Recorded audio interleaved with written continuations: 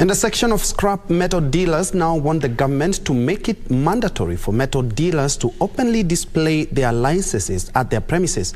Pamoja Scrap Metal Association of Kenya, James Muigai, says this will help in weeding out unscrupulous traders who vandalize key government installations.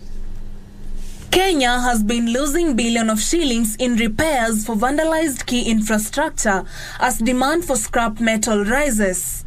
A section of scrap metal dealers are now calling for stringent regulations to curb vandalism of government installations. Among the proposals, the dealers want the scrap metal dealers to place a banner outside their premises detailing their particulars and an up-to-date license from a recognized association.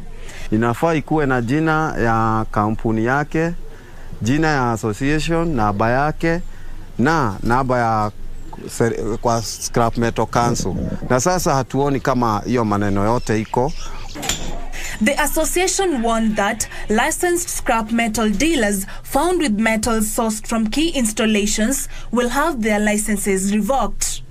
Sisi tuko na vyenye tunapeana barua zetu kutoka kwa ministry na barua zetu kutoka kwa association. Ndio tukupatie barua, kuna vyenye tunakufanya vetting. Hiyo vetting inasimamiwa na watu wa county, pia polisi na sisi. Energy Cabinet Secretary Davis Chichir last month hinted at reinstating a scrap metal ban. Pauline Kihali for Lunchtime News.